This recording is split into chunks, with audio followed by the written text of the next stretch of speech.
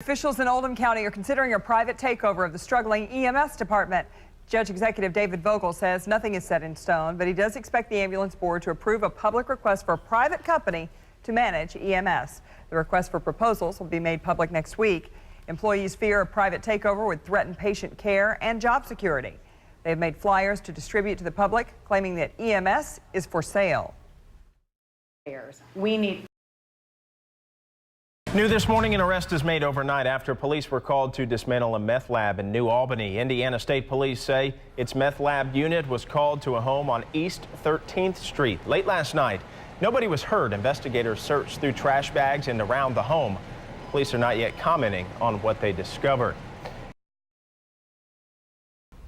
One man's been shot while celebrating the Kentucky Wildcats' victory in Lexington. It was a crazy night, Candace. Thousands of fans filled the infamous State Street just 20 minutes after UK's win. It's where people burned a car on Saturday.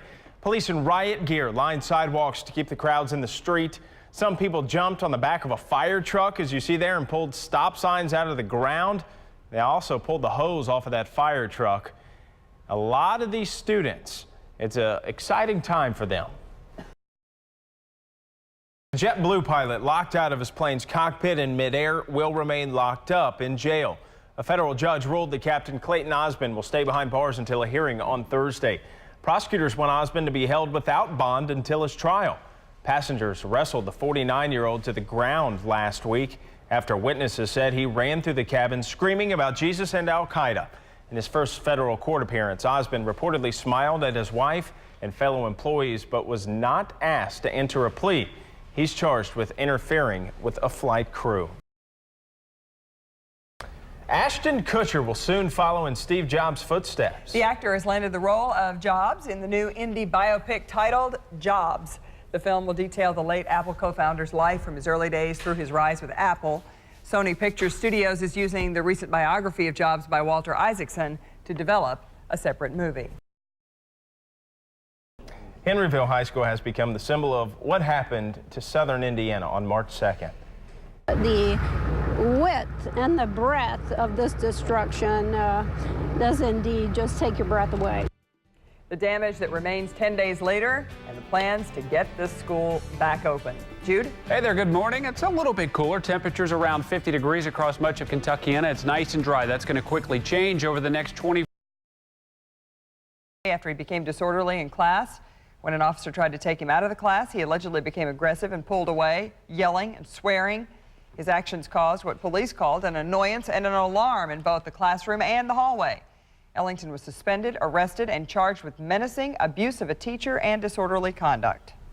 Metro Police arrest two men they believe vandalized several area high schools.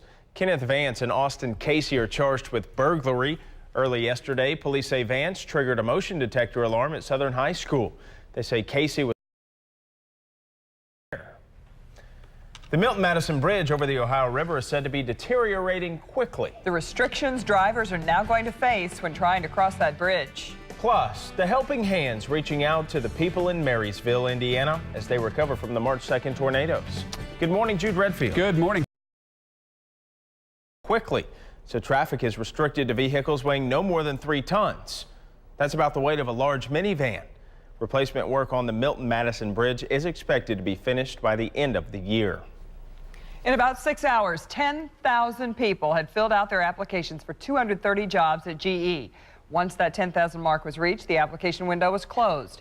The company wants to hire just 230 people to support the new product launch at Louisville's Appliance Park. Job seekers woke up early yesterday to apply online at Kentuckiana Works offices, and then the rush overwhelmed the servers. GE says it is going to contact the people who were in the process of applying when the system crashed.